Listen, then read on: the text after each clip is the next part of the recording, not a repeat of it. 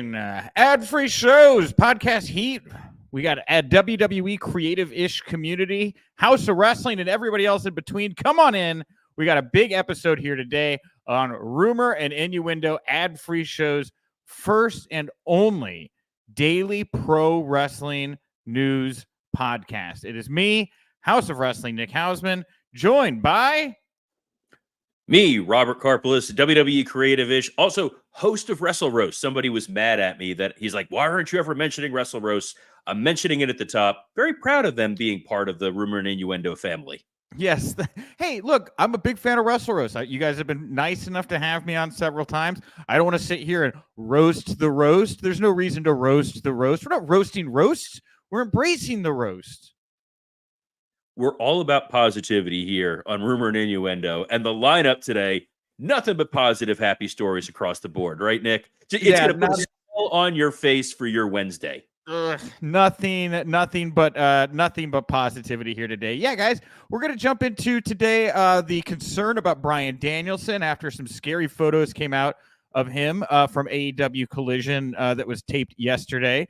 We also have some news on WWE Cutbacks, on house shows in the home video business. NXT was last night. They teased a big return coming up here for Deadline. Another talent off of Deadline due to injury. And, of course, at the end of the show, if we have time, we'll talk about Billy Corgan and the CW. We'll see if we have time for it. And, of course, the comment section is open wherever you're watching us. If you're watching us on YouTube, jump in the comment section. If you're watching us on Twitter Live, as we know, thousands of you do, you can leave a comment in the tweets. I think you can reply to the Twitter, and we can pull those comments up here on the show as well. So if you want to go ahead and experiment with that, try it out.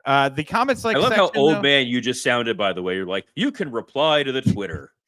You know, here's what you do, kids. You take the talks and you take your touts and you put them in to the Vine, and that's how internet works. But the comment section is open over on YouTube. Derek McLean says, woo! Yes, thank you, Derek. We will get to Ric Flair later. Don't worry about it. We have some thoughts on that, man.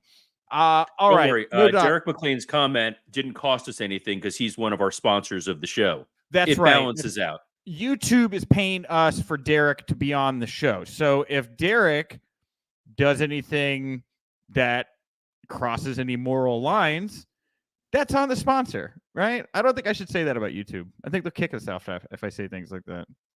Yeah, because we're the most controversial thing you'll find on YouTube. Yeah, absolutely. Well, we got a lot to get into. Let's not waste any time. At WrestleBlog_, they put up these photos coming out of the Collision taping last night. You see Bryan Danielson in the ring. He's got his eye patch off. He's bleeding from his eye. The doctors are checking on him. Blackpool Combat Club is out there checking on him. Very scary sight, especially considering the amount of injuries Bryan has had. And, of course, we know he's dealing with that broken orbital bone that's healing right now. Getting ready for Wrestle Kingdom. He wants to commit to everything here right now. Fightful, within the past half hour, has put out an email or a blast. I got it in an email, whatever, an update saying that this situation is an angle that was done for whatever reason. So how do you feel about all of this, Robert? So when I first heard the story, so Collision was taped last night. It'll air on Saturday. I'm sure tens of millions of you are going to be tuning in based on those numbers. Right. But they said, oh, Bryan may have re-injured himself or he cut his eye or something coming off of this orbital injury. And my first thought was, what a shame that Bryan is even risking injury, being a part of this tournament, wrestling on a taped show for this Triple Crown title. I feel like if you're only going to get another year and change out of Danielson as a full-time wrestler, you need to start modulating how you're using him when you're putting him in the ring, knowing how fragile he sort of is in some regard. Part of the reason he wound up in AEW was WWE, I think, was a little tentative to really use Bryan the way that he truly believed that he should be used, because they knew, hey, this guy is not 100%, and he's been on the shelf a couple times now in AEW. If they keep extending his contract for injuries, he's going to be on the roster till 2060. But if this is a storyline, which I know Sean Ross Sapp and his crew over at Fightful are reporting, it's surprising to me because I remember when AEW put out all those rules a couple months ago that they were not going to be using concussions as a storyline. And this feels very close to that line of, we know that he had a serious injury. He's been wearing an eye patch. And then you end your show on this. I would imagine the people who were there live in person didn't think, what a great storyline. Can't wait to see what happens next. It's more, oh no, did we just see the last of Bryan Danielson? Yeah, and if I may be wrong, but I believe they were talking about concussion selling, right? Like they didn't want to have like they didn't want to have a spot where it was like somebody faking a concussion because of the reality of the situation. They didn't want people getting confused. They also didn't want their medical staff being confused by wrestlers portraying symptoms for something that could be very real. They want to kind of keep that, if it's happening, keep it real. So, you know, again, if this is all an angle, it would seem the medical team is probably in on it and they're not being caught off guard by anything here. But from the fans who are watching it, I mean, again, you were talking to me about it this morning. I jumped over onto my socials. I found the photos, multiple websites reporting on this all over the place. Everybody jumping to the conclusion that Bryan Danielson actually got injured again because of comments like here from Matt Buswell, who says just cover Danielson and just cover Dandelion. I'm going to wonder if that's a typo or not. Let's pretend you wrote Danielson. Just cover Danielson and bubble wrap until Wembley, because that's the concern, is that this guy is injury prone, and is it a distraction from what he's doing that people are more concerned about these injuries and the story around that? I mean, he'll be fine as long as he doesn't wrestle Okada again. I feel like every time he wrestles Okada, he gets hurt, but those guys aren't touching again, right? No. There's not some huge event in Japan or anything that would present them as a centerpiece for some. Oh my God. I forgot. They're facing off at Wrestle Kingdom, Robert. They have a match here in about a month. Bryan is a one-man Mr. Burns softball team. Every potential injury that can befall a man when you don't want it to happen, I feel like happens to Bryan here. It's, whoever put the comment up, Matt Buswell said, wrap him in bubble wrap, do it. He is so valuable to your show and your brand. And based on the reports that we've been talking about the last week, back in the locker room as a leader, a law and order man, someone that people respect, you need to get the most mileage out of this guy as possible. Maybe don't have him wrestle on a taped show on a Tuesday night in front of, based on some of the photos I've seen, a slightly sparse crowd. Well, and the crowd shots are starting to become their own story too. Don't think that that's been lost on me, because everybody saw these photos of Danielson and he's sitting there and he's getting tended to, and everybody's like, oh my God, this guy's brain is bleeding out of his eye socket right now. And there's maybe 1,200 people there, right? Is what it like looks like, And then I saw another video coming out of Collision of Kenny Omega wrestling. I don't really know the match. I don't want to get into spoilers or whatever, but he was dropping the one. I don't want to spoil it, but I saw that video. Yeah. Dude, it's like, and I get it, man. Like, if that part of the venue is not going to be on camera, it's not as important to fill it with people. But at the same time, if you're a wrestler just trying to perform and trying to get into that moment, and you look over and half the place is empty and you're putting your life on the line, like, again, like what people thought was going on with Bryan, it goes back, I think, into some of the frustrations we were talking about on yesterday's episode. It's debilitating. Again, I mentioned I was associate general counsel for the Florida Panthers. We used to have games where fans got their own section, and it's demoralizing when you're watching it on TV and you just see an empty arena. And AEW is doing everything they can to mask that and hide that, but it's becoming a more systemic problem. And you don't want your production having to worry about, how do we hide empty sections of crowd fans. That was a weird phrase. You want them to be worrying about, how can I put the best show on possible? Well, one thing that has been a bit of a distraction for AEW recently, and has admittedly turned off some wrestling fans to the product, is the inclusion of Ric Flair. Now, Tony Khan, obviously not immune to this criticism. He lives in a social media space, it would seem.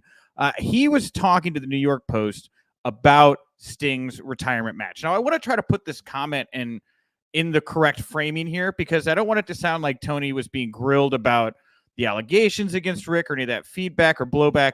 They're just really talking about Sting's retirement match and then Flair's inclusion in it. And so at this point, then, Tony drops this very interesting line that has been picked up from everywhere. He says, we're not paying Ric Flair. Ric Flair is essentially paying us. We're getting paid by Woo Energy for all of his appearances, so we're collecting revenue from them. And then according to an AEW spokesman, and this is from the same New York Post article, Flair has a separate talent agreement in place with the company outside of the sponsorship deal that compensates him for his work. So the collaboration is seen as mutually beneficial to both sides, and that Flair's inclusion in AEW was not a factor in whether or not Sting was going to continue wrestling, not continue wrestling. These two things were just not connected. These things are not connected, but Sting is very loyal to Ric Flair, was open to it, and welcomed the decision with open arms. So you obviously very interested in Tony's response here and comment about Ric Flair and the agreement he has with AEW. What grabs you with this one, Robert?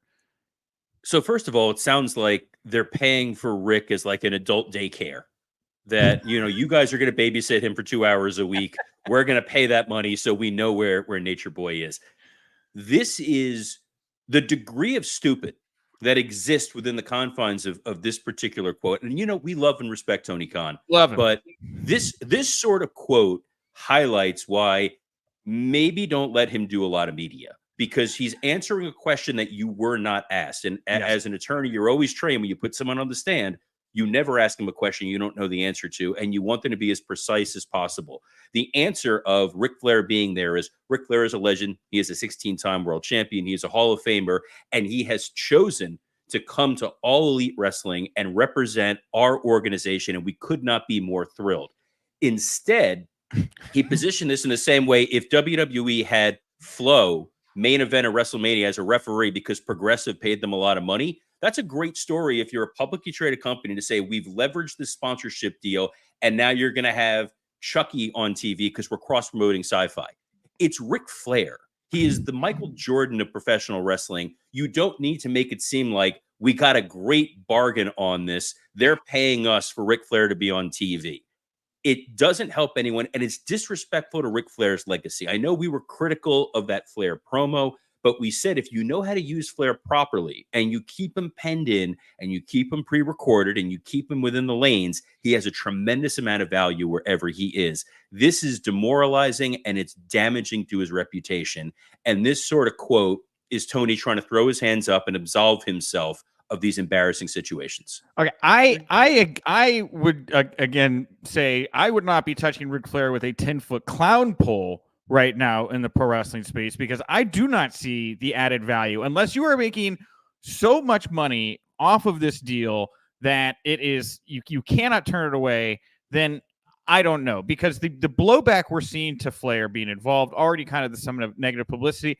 I know you're saying, okay, well, how much are sponsors going to care? What are the fans like? Whatever, dude. They are losing the cool factor war to WWE in every way. It is not one thing. This is one of many things, and it is just not helpful to have Rick in that mix right now. You know, what I interpret from Tony saying with his comment is, look how much money we're making, right? There's a lot of questions about the viability of AEW as an entity. He's saying, guys, look, I understand there's reasons people may not want Ric Flair here right now, but you know who you do want here right now? Bryan Danielson, Adam Copeland, and those guys I can't pay their salary for unless I find creative ways to bring millions of dollars into this company. And Ric Flair, the deal we are getting on Ric Flair is plus money for us, right? Which I understand, but how much negative money are you getting from fans that are just like, this is not what I want. This is another thing I'm not interested in. You are losing the cool factor war to WWE. You don't need to say it in the first place. Again, they're not a publicly traded company. We talked about the amount that they supposedly generated in revenue this year as a gross, not a net. But this is yet another piece of, it doesn't make me watching the show feel better. Imagine if WWE was saying Logan Paul was here because Prime is paying us a sponsorship, and that's why Logan Paul was wrestling and has a title. No, Logan Paul is there because he's an attraction, he's a star, and people are excited to see him. I think people could have been excited to see Flair in some capacity, depending on how he was presented, but making it seem like he's the Geico Gecko and they're getting money from being on there doesn't do anybody any favors, especially when he's now married to one of your biggest storylines. Listen, I want to see Flo. I want to see the Geico Gecko. I want to see the guy from the insurance commercial with the Limu. Right? That's the battle royal we want. The Legends battle royal. Remember that? Everybody loved the Legends battle royal, WrestleMania 17. Where's our sponsorship mascot battle royal? Tony Khan needs to get on that. An insurance mascot battle royal. Wasn't LA Knight doing insurance commercials with Flair before? Like, there we go. Yeah, we get Shaq with the General. We are sitting on a gold mine here, Nick. Get Pritchard on the phone. Pritchard, I think, that's the thing. Tony's like, this is a really good idea. I got to beat the other con to it. I think this thing might happen on like an AEW 0 hour or something like that. Yeah, it'll be on a Ring of Honor taping that you have to pay to watch the insurance battle royal, which we know will be won by Mayhem. Johnny Disco here in the comment section. Yes, book it. And if it's Johnny Disco saying book it, it's a good idea. That's Johnny Disco. Big time stuff. Okay. This took a weird turn in a hurry. But here we are. This is why you're here, guys. Took the best turn. Well, Tony Khan, he was not done saying things yesterday. He had one other thing to say. This thing far more positive. I actually think this thing is actually pretty cool. He took to social media to announce that longtime TCM host Ben Mankiewicz will be Tony Storm's guest ring announcer for tonight's AEW Women's Championship match against Sky Blue. We also had Michael Burgett jump into the comment section and say, one thing I love about tonight's Dynamite, TCM's Ben Mankiewicz is introducing Timeless Tony Storm, given Ben's grand uncle wrote and directed All About Eve, which I did not know, but that movie is supposedly the basis for what's going on with Tony and Mariah May and a few others. Yo, absolutely. I love everything about this. I love this as Tony embracing that they are part of Warner Discovery, which I don't think they capitalize on enough. Outside of the occasional Shark Week promo, or they had a Rick and Morty ad for a while, you are part of one of the largest media empires on the planet. Pull every lever, use everybody you have. Using Ben Mankiewicz here for this Tony Storm character, which I think is one of the best things AEW is doing by far, is an absolute home run. This is incredible, and I cannot wait to see how they blow it.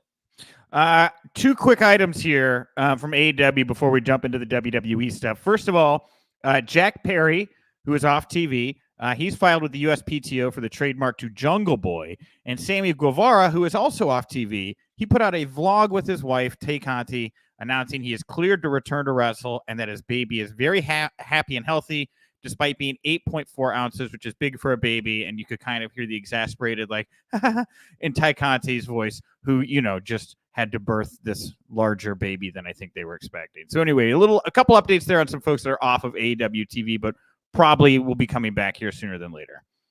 Good luck to the attorney who's handling the Jungle Boy IP claim. I don't know if it's Michael Dawkins. I know Dawkins handles a lot of those. He's a great guy. But I feel like Jungle Boy is a very common term, especially in entertainment. I'll be curious to see how that goes, but I'm pulling for him. And if it means we're one step closer to Jack Perry coming back as Jungle Boy, then it means one step away from having to hear him cut heel promos. I'm all for it. I am fascinated to see what happens when Jack Perry comes back to TV. With as hot as Punk is right now in WWE, him, the Bucks, Cabana. Do you put him with the Bucks? That was the thought I just had. Do you put Jack Perry with the Bucks? Dude, if you're going to do this Bucks camp thing and do it, hell yeah, put Jack Perry in there. Anybody, put Ryan Nemeth in there. Put the Zigglers in there with the Bucks. Anybody who ever had a half ounce of issues with CM Punk that became public, put Mega in there with the Bucks camp, right? Like, just really, she could be the Bischoff of the group. Really lean into whatever they think this public narrative is about him. Hell yeah, I'd put Jack Perry with the Bucks. So at the end of the day, the stable is going to be the entire company against FTR. Yes, I think at the end of the day, FTR and Danhausen. God bless him. Then get every penny you can out of that Woo energy drink, because you might need it if that's what we're going with. Have you tried the Woo energy drink, by the way? No, Robert, I have not tried the Woo. Have you? Here's what I'm going to say, folks. If you're listening to this, we have a hashtag now, by the way. It's hashtag RIPod. I want you to hashtag that you want to see Nick Hausman live on the air drink a Woo Energy drink during our broadcast, and we will do it next week. If we get enough folks tweeting about this using hashtag RIPod, and Nick Hausman will drink a Woo Energy drink on the air. Yeah. Yes, and my friend, because that is what I am trained to do, because I fancy myself an improviser. Yes. You and Colt Cabana. Oh, man. So is there WWE news going on today? There is, Robert. It's funny you should say that. There is WWE news that we have afoot. I wanted to start off with some business items. I know there's some big NXT stuff here coming out as well. First of all, here, I'll flip this a little bit. First of all, yesterday we talked about WWE Home Video UK coming to an end, and just kind of generally how the idea that WWE could be out of the DVD, VHS, Blu-ray business altogether. I finally heard back from a higher up at WWE yesterday who issued me the following comment, putting an end to an era. They said the home video business has long been in decline, and it will no longer be a place where the company dedicates time and resources. On top of that, at the UBS media conference, TKO COO Mark Shapiro had the following to say about WWE house shows. He states, while there's a reason to have them because it's good for the brand, we're building an audience. We're putting them on in C and D counties, so we're really stretching the brand, and we're amassing a greater array of eyeballs from all demos.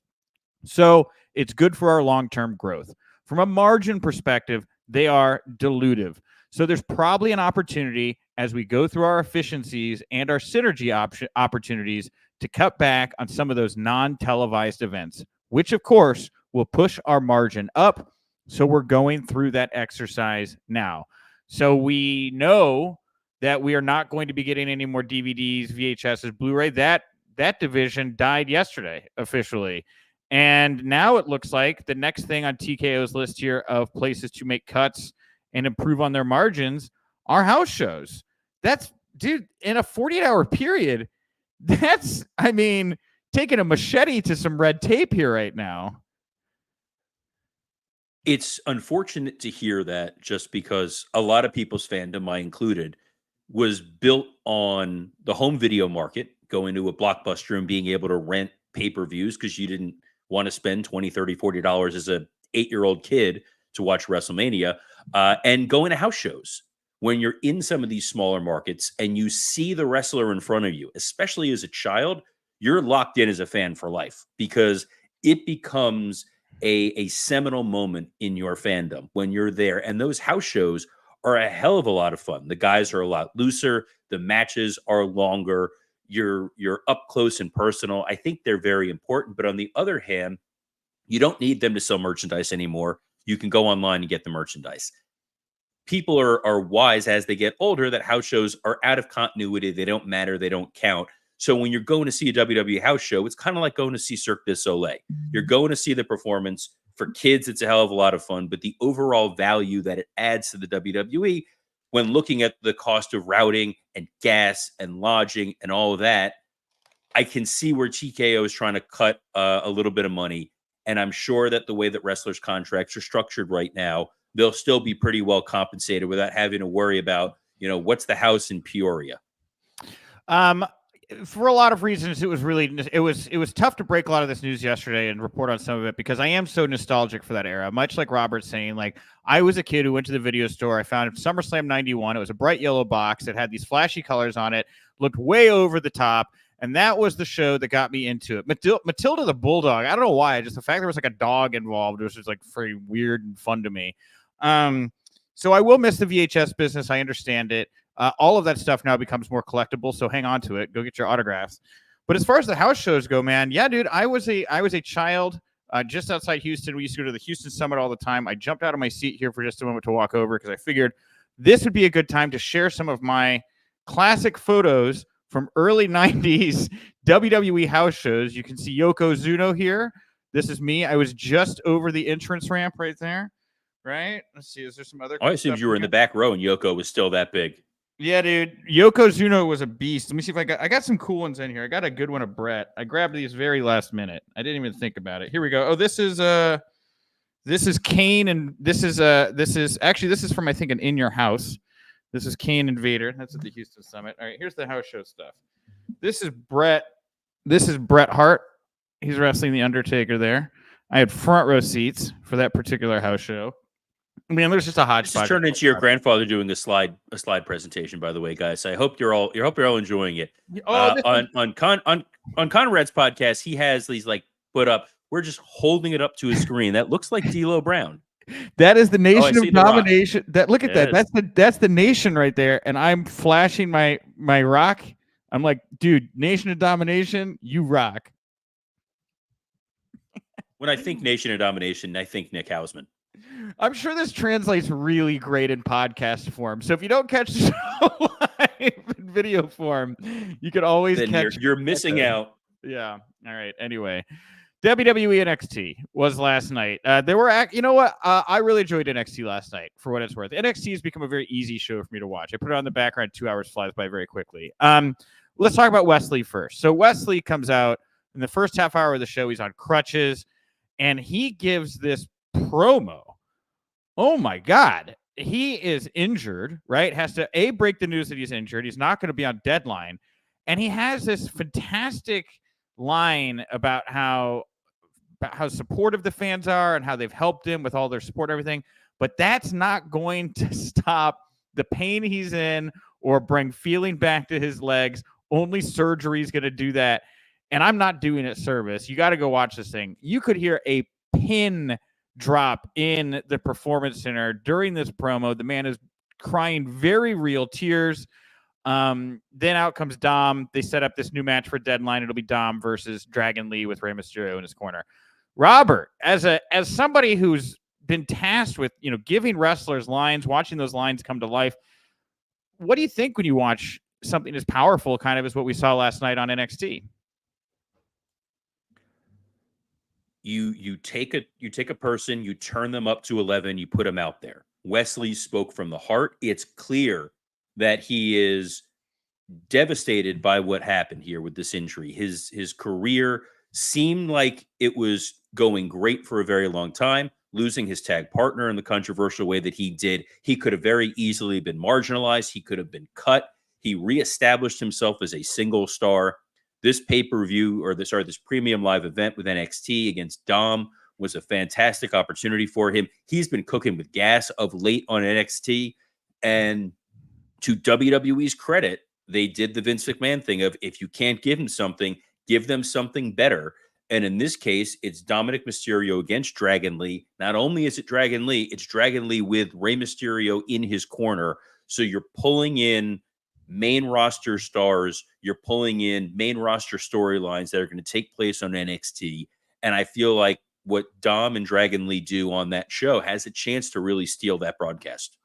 Yeah, I agree, man. And when Wes Lee comes back, it is going to be a huge ovation for that guy. And really kind of like what a weird saga it's been for the Rascals the last 2 years. Those guys, like, watch him go from 3 to 2 to 1, and now there's none. It's very odd. So I'm very optimistic about Wes getting back into the fold. Also on last night's NXT, there was this QR code that they were putting up on the announcer's desk. And if you scan the QR code, it took you to a landing page that told you, we'll see you there at NXT Deadline. And there's a video you can play that has a voice that sounds like Cora Jade saying, see you there. So after being off of TV for, I don't know, whatever reasons may be, she'll be back, and in the mix here, it looks like Deadline. This is a great little bit of viral marketing. Hunter's he's wonderful with the QR codes. I love anytime they put those little things in there and make you pay attention to what's going on in the background, or pay attention to a QR code, something hidden that makes you more invested as a fan. Now, I'm curious. I know there's a Shawn Michaels media call that's coming up for the NXT show. Are people going to show restraint and not try to put him on the spot and ask if Cora Jade's coming back? What are the odds people lean back and just enjoy the show? Or is this going to be your first question to Shawn? Wonderful, wonderful, Robert. Segue. Yes, tomorrow afternoon is the Shawn Michaels media call. I will be on that call. We will talk about it more on Friday. I'll tease it again tomorrow. Cora Jade's on my list of things. I mean, but here's what I want to know. I want to look, and people can steal my questions if they want. I got other questions. I want to know about Okada. I want to know about what happened with Ospreay, right? I want to know the obligatory Punk question, right? You put him over on the last call. Did you see this coming? How do you feel about Punk back? Can we expect him in NXT? That's always very good. But I think the Okada would be the buzziest question to ask Shawn Michaels tomorrow. Well, Shawn talked about Okada in the Sports Illustrated article as someone that he wants to see in WWE, didn't he? Yeah, that's true. We did give a quote about it. Okay, Ospreay goes to my list next. See, this is the thing. I haven't done any prep. I've done any prep. Yeah, but then even the Ospreay question, it's going to be a matter of, you know what? He's really talented. He's great. We got a lot of talented guys. They're really great. We're happy for everybody. Shawn's going to give a very good political diplomatic answer. Here's a two-parter. Here's my two-parter, because I'll put him on the spot with some stuff I've heard, which was that I had heard that Ospreay was being, one of the carrots they were dangling in front of Ospreay was that he could be like the big elephant of NXT Europe, which would keep him in NXT. And I've talked about this on the show, right? He could stay in Europe. He could be a part of that, help build it up, make the transition to the main roster, play with him in that way. Just kind of keeps him in the mold, work with people that he likes, has some terrain. He can be more creative. So I want to know if there was any validity to that, like what the conversations were like with Ospreay and what is the future of NXT Europe? Because you can kind of get a couple stories out of that. I think that's why I'm more interested in the Ospreay angle on the Shawn Michaels call. Yeah, I think that would be interesting to hear his take. Or you can ask him why he has the Undisputed Era picture. Oh, damn. That's another good one. I should just bring it up out of nowhere. Hey, Sean, they're talking about doing Bucks camp. You hear this? What do you think of this Bucks camp idea? Would you? Yeah, I don't want to tell you to give advice to Tony Khan right now, but like, good idea, bad idea? How'd you book it? Right? I'm sure he'd love that question. Oh, I'm sure he wouldn't see it coming. All right. Lastly, here to close out the show. It was a great night for the women of NXT last night. I thought they had multiple very good segments, a lot of very good action. Nikita Lyons, much anticipated return happened. She came back last night, took out Blair Davenport, looked great. And in this moment that went viral instantly and flooded my timeline to the point I said, I'm going to write an article about this because everybody's talking about it. Lash Legend body slammed Otis. And it was just very well done. This man flew at her off the ropes. She picked him up. She got her balance. She saw her mark. She planted this man perfectly and then did a little leap. It was great. After a very, let's just say, rough start for Lash Legend as an in-ring performer, she is growing on me. I love that you had this moment, and then on Raw, you had Maxine Dupree lifting Tozawa over her head, doing squats. So we might not be getting intergender matches, folks, but we're getting these little moments. And if this is your thing, what a great day this is for you. This is your Christmas, guys. Hey, it's a great era right now, everybody. And unfortunately, we are at time. We will not be getting to Billy Corgan in the CW today. I know there's more. Maybe you should ask Sean about that tomorrow. Oh, you know what? That's not terrible because NXT got the CW deal. And, obviously I've reported quite a bit on what was going on there. And I had heard so much about the NWA's deal with the CW. Can you talk to me about what you know about their deal, sharing space with them, and why you think they were moved to the app? Also, thoughts on Machina Part 2? My hope is you ask Sean that question and he says, I'm sorry, we're out of time. Which, coincidentally enough, I'm sorry, we're out of time. Yeah, well, we are out of time. No Billy Corgan, but hey, come back tomorrow. Maybe we'll get to Billy in the CW and the NWA. But one thing you are going to get here on Rumor and Innuendo very soon, next Tuesday, the 12th, the day that the Iron Claw embargo lifts and everyone can freely talk about it, Chavo Guerrero, who is in the film, who is an executive producer for the film, will be on the show talking all about the Iron Claw, working on it, training Zac Efron. We'll ask him about a couple other kind of pro wrestling news items. And you guys, look, we're doing this live. you'll be able to jump into the comment section and ask Shavo questions as well if you want. So please come back. And if you like the show and you can't catch us in video form on all the many X and YouTube platforms we are on, we are very easy to find on all of your podcast platforms. So if you want to help the show, subscribe, rate, and of course, leave a comment. We are already loading up on comments right now. It is one great comment we got over on iTunes came from RoboCrack. Thanks, RoboCrack. RoboCrack writes, "This is exactly what I have wanted for a long time. A daily wrestling podcast that focuses on rumor and news that I don't have to pay for. Great show all around with two hosts that I truly trust and enjoy. Keep up the great work." Well, among our many qualities, Robert, we are free. We are free. Thanks, RoboCrack, who I believe WCW paid to have on air as part of their reciprocity deal in the early 90s. I also will plug once again, #RIPod. Next Wednesday could be Woo Wednesday for Nick Hausman, where he may have to drink this on air if we get some feedback on X, Twitter, whatever you want to call it. But until then, Nick, what do you want to plug? You want to plug anything else? I'm at Nick. Go to hausofwrestling.com, HAUSofwrestling.com. We got all kinds of stuff. We'll have more stuff up there soon. Just go visit the site. I don't want to talk. I'm somewhat. I don't know why I'm getting bright red right now. I feel embarrassed at the thought of having to drink a Ric Flair Woo energy drink next Wednesday. Well, now I'm even more excited. Well, on behalf of the hatted Nick Hausman, I'm Robert Karpeles. Best of luck in your future endeavors.